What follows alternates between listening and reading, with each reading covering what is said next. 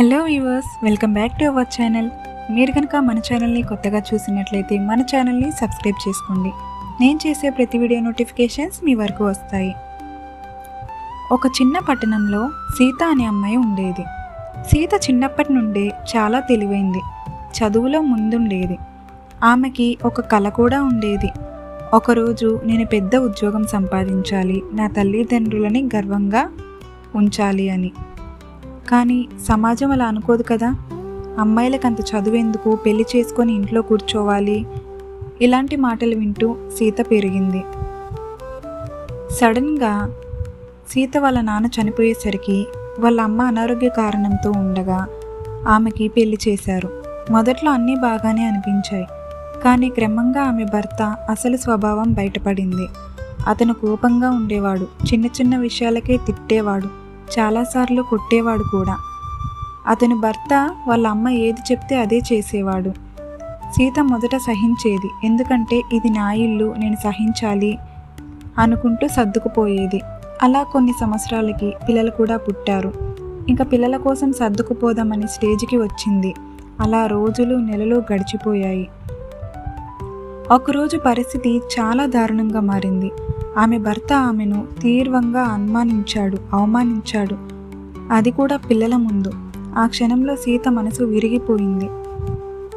ఆమె తనని తాను అడిగింది, ఇదేనా నా జీవితం అంటే?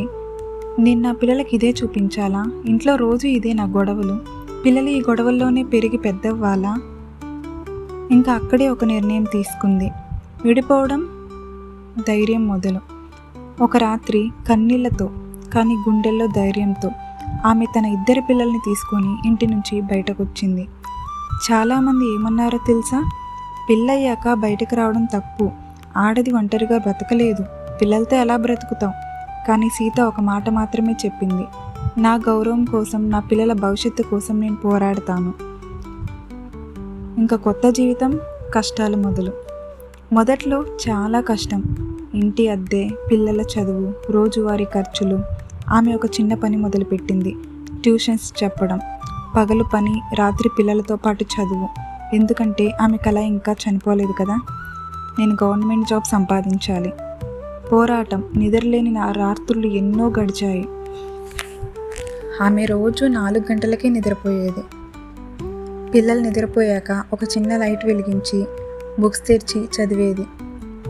ఎంతోసార్లు అలసిపోయి ఏడ్చేది. నేను చేయగలనా? నా వయసులో మళ్ళీ చదవడం కష్టమేనా?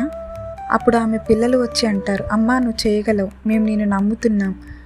ఆ మాటలు ఆమెకి శక్తినిచ్చాయి.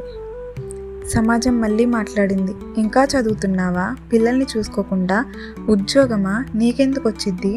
ఎంతోమంది ఉద్యోగ ప్రయత్నాలు చేస్తున్నారు, అసలు నీకెందుకు వచ్చిద్ది అని ఇట్లా మాట్లాడేది సమాజం. నన్నెవరూ ఆపలేరు అని ఆమె ముందుకు వెళ్ళింది. ఒకరోజు గవర్నమెంట్ ఎగ్జామ్ ఫలితాలు వచ్చాయి. ఆమె చేతులు వణికాయి, హృదయం బలంగా కొట్టుకుంది. రిజల్ట్ చూసింది, కానీ ఆమె పేరు రాలేదు. ఫెయిల్ అయింది. రెండోసారి ఫెయిల్ అయింది, మూడోసారి ఫెయిల్ అయింది, 4ఓసారి ఫెయిల్ అయింది, 5ఓసారి మళ్ళీ అవే చేతులు వణికాయి. ఆమె హృదయం ఇంకా బలంగా కొట్టుకుంది.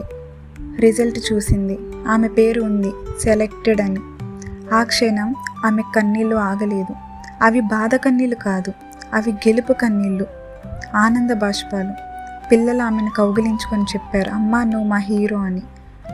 ఇప్పుడు ఆమె ఒక గౌరవమైన గవర్నమెంట్ ఉద్యోగి. సమాజం అదే ఇప్పుడు కూడా అంటుంది, ఎంత గొప్ప అమ్మాయి, ఎంత ధైర్యం. కానీ ఆమెకు తెలుసు ఈ స్థాయికి రావడానికి ఎంత బాధపడిందో అని. సమాజం నువ్వు చెడిపోయినా అంటుంది, నువ్వు మంచిగున్నా అంటుంది. నువ్వు ఎలాంటి పరిస్థితుల్లో ఏం చేసినా సమాజం ఏదో ఒక రకంగా ఏదో ఒక మాట అంటూనే ఉంటుంది. ఈ కథలో సీత ఒక్కరే కాదు, ప్రతి ఆడపిల్లల్లో ఒక సీత ఉంటుంది. ఎన్ని కష్టాలు వచ్చినా, ఎవరు నిన్ను అర్థం చేసుకోకపోయినా నీ ధైర్యమే నిన్ను నిలబెడుతుంది. విడిపోవడం అనేది ఓటమి కాదు, అది ఒక కొత్త జీవితానికి మొదలు.